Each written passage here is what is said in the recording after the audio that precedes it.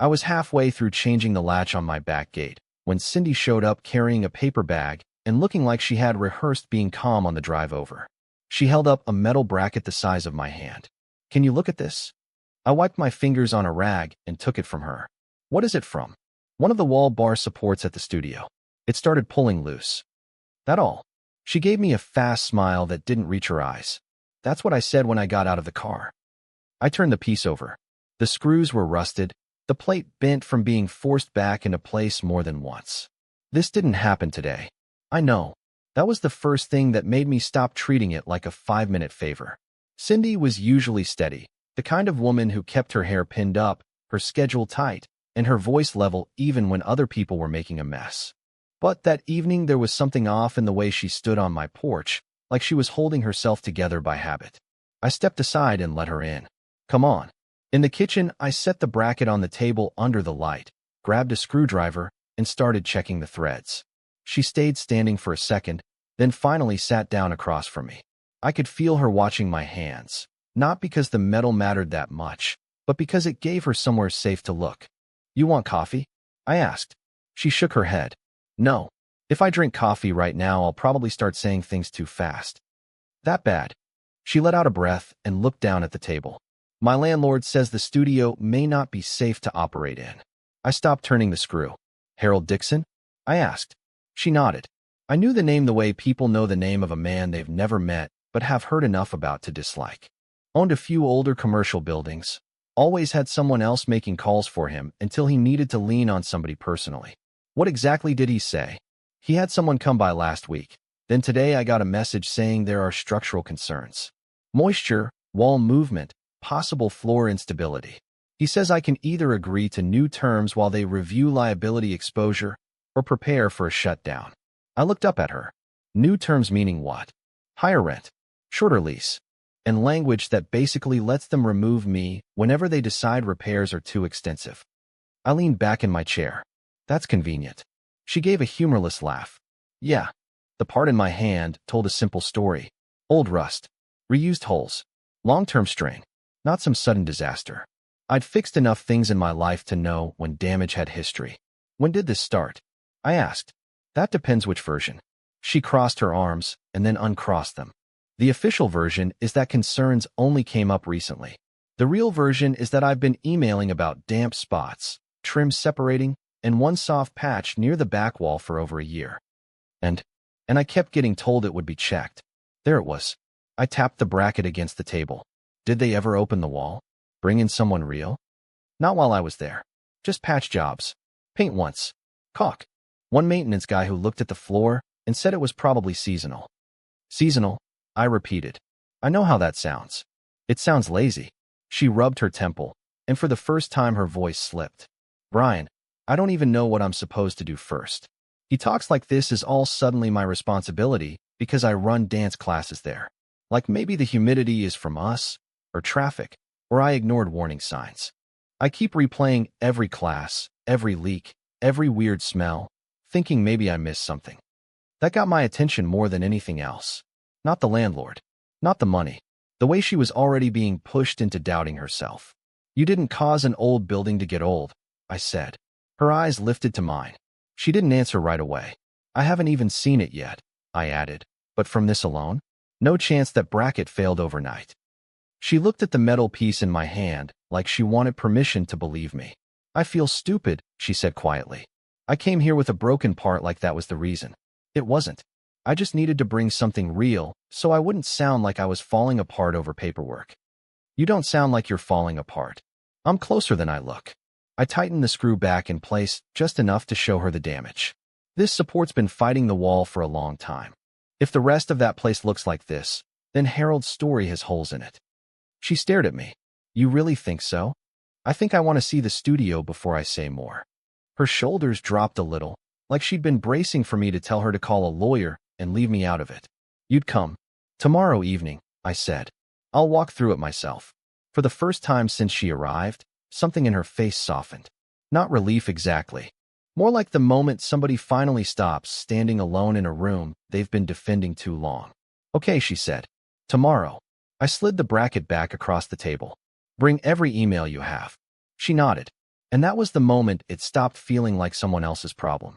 If you're still here, hit subscribe and drop a like. It takes 2 seconds. Now let me tell you what I found when I walked into that studio. The next evening, I met Cindy outside the studio just after 6, and before I even stepped inside, I could tell the place mattered to her in a way that had nothing to do with rent. The windows were lit warm from inside. You could see the long mirrors, the front desk, the clean wood floor in the main room. There were little hand-painted signs near the entrance for beginner classes and kids' classes, and a bench by the door with 3 tiny dance shoes lined up under it, like somebody had kicked them off in a hurry. Cindy unlocked the door and glanced at me. Try not to judge the front hallway. I haven't had time to repaint. I'm not here for paint, I said. She gave me a tired look that almost became a smile, then stepped aside so I could enter. Inside, the place smelled faintly like wood polish and the clean, warm air of a room that had been moving all day. The evening classes were done. Music was off. It was quiet enough that I could hear the old building in the walls. She set her bag on the desk. I made copies of some emails. Good. Show me the problem spots first. That changed the mood right away. Less panic, more sequence. I could feel her settle into following a list instead of trying to hold the whole situation in her head at once. She took me down the side wall of the main studio. Up close, the issues were even clearer than I expected. Separation along base trim. Hairline cracks above one mirror. A section near the back where the floor had the slightest dip if you knew how to test it. Not dramatic. Not sudden. Just old signs layered over time. I crouched near the wall and pressed my thumb against the trim. This has been taking moisture for a while. That's what I kept telling them. I looked toward the ceiling line, then down again. And this corner's been settling longer than that. She folded her arms. So I'm not crazy. No, I said. You're late to a problem somebody else ignored. Her landlord spent a year ignoring her emails, then tried to make it her fault. Have you ever had someone gaslight you about something you knew was real? Tell me below. I moved into the back storage room, then the office, then the smaller practice space. Same story everywhere once you knew what to look for. Slight swelling at one door frame. Old staining under newer paint. A patch in the wall that had been skimmed over without fixing what caused it. When I came back into the main room, Cindy was standing in the center of the floor watching me like she was bracing for bad news anyway. Well, she asked. I stood still for a second, looking around. This is not some new disaster you caused by running classes in here. Her face changed, but only a little. She still didn't fully trust relief yet. Then what is it? She asked. It's an old building with old moisture issues and slow movement that should have been dealt with properly a long time ago. I pointed toward the back wall. That section didn't get that way in a week. Neither did the trim, the rust, or the floor dip.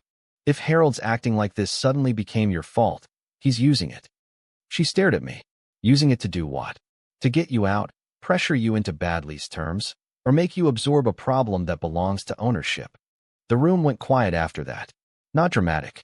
Just that kind of silence where both people know the shape of the truth now. Cindy exhaled and sat down on the floor with her back against the mirror. I knew something felt wrong. I just couldn't prove it. You don't need to prove everything tonight, I said. You need to start building a clean trail. She looked up at me. How? Photos first. Everything. Wide shots and close shots. Every crack, stain, pull, bend, patch, and soft spot. I held out my hand to help her up. Then emails, messages, maintenance requests, anything where you reported concerns before now. We spent the next hour moving through the studio side by side. I used my phone light at angles to show surface movement better. Cindy took pictures, then more when I told her which ones would matter later. She stopped apologizing after maybe 10 minutes. Stopped saying things like sorry, this is probably nothing. Stopped acting like she had to protect me from being inconvenienced by her mess. At one point she was standing on a chair to photograph the crack line above the mirror, and she looked down at me and said, "You know what's weird?" "What?" "I haven't felt this calm in days." "That's because now you're doing something." She climbed down and held my gaze for a second longer than she needed to. "No," she said quietly. "That's not the only reason." I looked away first and asked for the emails. We sat at the front desk after that, shoulder to shoulder, going through old messages on her laptop. She had more than I expected. Polite emails about dampness near the back wall. Follow-ups about peeling trim. A message from 8 months earlier mentioning a musty smell after heavy rain. Another asking if someone could check a soft area under the flooring by the storage room. Every answer from management had the same flavor. We'll look into it. Scheduled for review. Thanks for flagging. No real fix. Just delay. I pointed at the screen. Save all of this in one folder. Forward copies to yourself. And don't keep the only version on this computer. She nodded and did it immediately. Then her phone buzzed on the desk. She glanced down, and all the color went out of her face. What? I asked. She turned the screen toward me. It was a formal email from Harold Dixon's office. Attached notice. Deadline. They were requiring immediate compliance with revised occupancy terms pending safety review.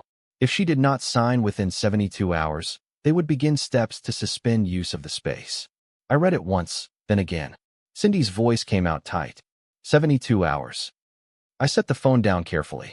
That was the moment the whole thing stopped looking like pressure and started looking like a shove. And now we knew exactly how serious it was. I barely slept that night after the notice came in. Not because I was confused about what Harold was doing. That part was clear now. It was the deadline that got under my skin. 72 hours was not a real attempt to solve anything. It was pressure, plain and simple. He wanted Cindy scared enough to sign before she had time to think. The next day I came back to the studio with a legal pad, a flashlight, and a cheap folder box from the hardware store. Cindy was already there, sitting at the front desk with her laptop open and a cup of tea she had forgotten to drink. She looked up when I walked in. I made a timeline. I set the box down. Good. I also printed every email I could find. Better. She gave me that tired, almost smile again. You always talk like we're building shelves. We kind of are, I said. Same idea.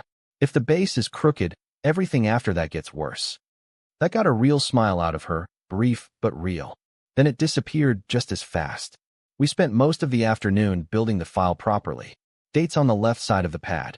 Complaints, follow-ups, maintenance visits, patch jobs, promises. I kept everything simple and in order. She dug through old sent folders, old invoices, text screenshots, even class cancellations from days when the back room smelled damp after heavy rain. Around 3, she pushed away from the desk and stood up too quickly. You okay? I asked. Yeah. She pressed her hand to her forehead. No, I don't know. I waited. She looked toward the main room, toward the mirrors and the long floor where little kids practiced turns and grown adults came in after work trying to feel like themselves again for 1 hour. I hate that he gets to do this, she said. I hate that one message from him can make this whole place feel different. He doesn't own what happens in here, I said. He owns the building. That's not the same thing. She laughed once, but there was no humor in it. It is when he can lock the doors. That was the first time all day she sounded close to losing her grip. Not loud, not dramatic, just thin, like she had been running on straight nerves too long. I told her to take 10 minutes while I kept going through the papers. She nodded and walked into the main studio. A minute later, I heard music, low at first. Nothing fancy, just something slow from her phone speaker. I looked up and saw her moving alone in the middle of the room. Not performing, not even practicing, really. Just moving because she needed somewhere to put the pressure. I didn't interrupt. When the song ended, she sat down on the floor with her knees up and her arms around them.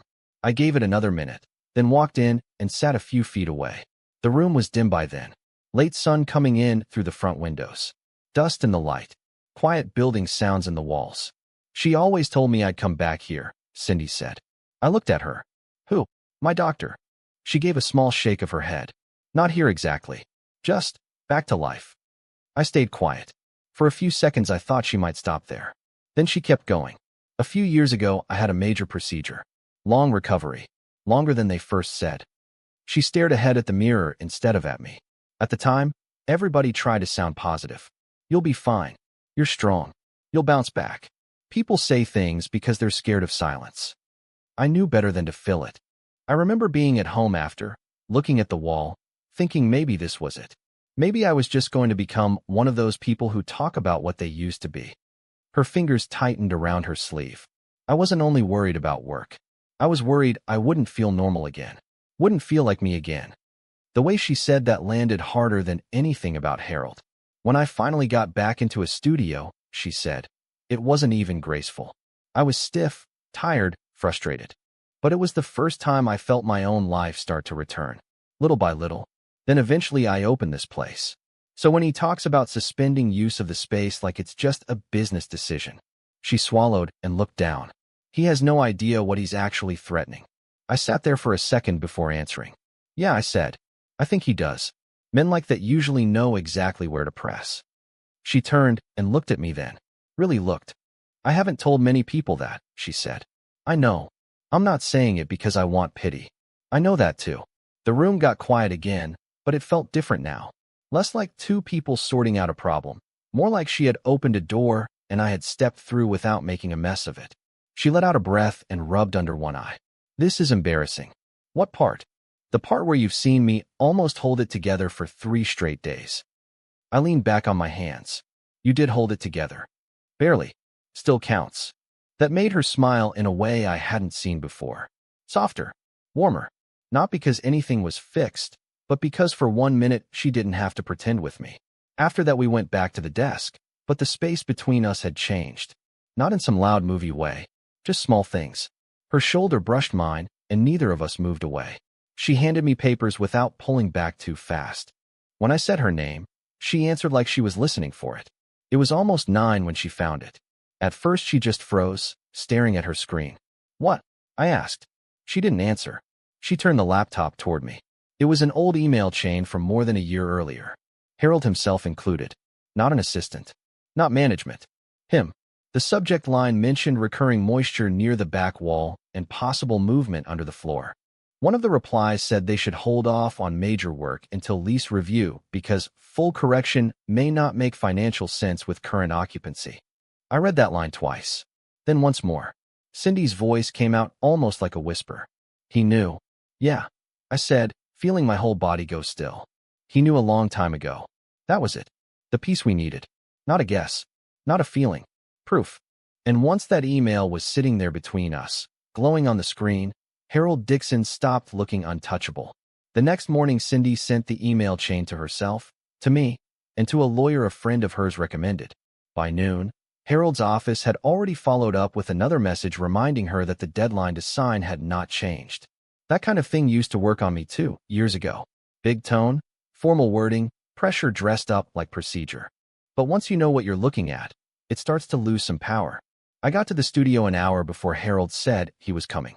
Cindy was near the front desk, dressed more sharply than usual, hair back, jaw set. She looked nervous, but not scattered. The difference mattered. You ready? I asked. No, she said. Then she looked at the folder on the desk. Yes, more than yesterday. That was good enough. We laid everything out one last time. Printed emails. Her maintenance requests. Dated photos. The old email chain with Harold copied directly on the moisture issue and floor movement. A written timeline. Notes from the lawyer, who couldn't be there in person that afternoon, but had told Cindy one very useful thing. Do not sign anything. Do not admit responsibility. And do not let them talk as if the facts are still unclear. At 2:10, Harold Dixon walked in with a man in a gray jacket carrying a clipboard. Harold was exactly the kind of man I expected. Expensive watch, careful smile, voice practiced enough to sound reasonable while saying ugly things. He looked around the studio like he was already measuring how fast he could empty it. Ms. Carter, he said to Cindy, thank you for meeting on short notice. You gave me short notice, she said. He smiled like he hadn't heard that. Then he noticed me. And you are? Brian. He waited for more. I didn't give him any. The man with the clipboard took a few steps toward the back, but Cindy stopped him with one sentence. Before anybody inspects or discusses closure, she said, we're going to address the record. That made Harold look at her differently. Not softer. Sharper. I'm not sure this is the time for. It is, she said. Her voice stayed level, and I could tell he had expected a woman on the verge of panic, not this version of her. I opened the folder and set the first group of papers on the desk. These are her prior reports of dampness, wall separation, odor, and floor concerns going back over a year. Harold barely looked. Maintenance concerns are common in older properties. Right, I said. Which makes it strange that your acting like this appeared suddenly, and because of studio operations. The man with the clipboard stopped moving. Harold gave me a thin smile. I'm acting on current safety information. I slid the printed email chain across the desk until it stopped in front of him. He looked down. Didn't touch it. Didn't need to. He knew what it was. Cindy spoke before he could. You were informed about recurring moisture and possible floor movement long before this notice. You were included directly. And one reply in your own chain says major correction was delayed because it might not make financial sense during lease review. Harold's face changed only a little, but it was enough. The first crack. That email is being taken out of context, he said. No, Cindy said, steady as anything. What was taken out of context was my business. You tried to frame an old building issue as if I caused it, then pressured me to sign worse terms under a shutdown threat. The room went still. Harold tried once more to take control. No one is accusing you of misconduct. We are simply managing liability. I answered that one. Then manage it honestly. The moisture is old. The settling is old. The wear is long-term. The patching shows that. The rust shows that. Her emails show that. And your own records show prior knowledge. The clipboard guy looked from me to Cindy to Harold, and I could practically see him deciding he wanted no part of being the last man left holding somebody else's lie. Cindy placed both hands on the desk and leaned in just enough to make it clear she was done backing up. I will not sign revised terms, she said. I will not accept blame for deferred maintenance. And I will not suspend operations based on a pressure notice built on facts you already had. From this point forward, all communication goes through counsel. Harold stared at her for a second too long. Then he did what men like him do when the easy version fails. He got colder. You may be making this harder than it needs to be. Cindy didn't blink. No, you did that when you ignored the problem and tried to use it. That was it. Not shouting. Not some dramatic speech. Just the truth, said clean. Harold took the papers, muttered something about review, and left with the clipboard man a few seconds later. No shutdown. No signed terms. No victory speech from him on the way out. Just a retreat dressed up as postponement. The door closed behind them, and the studio went quiet.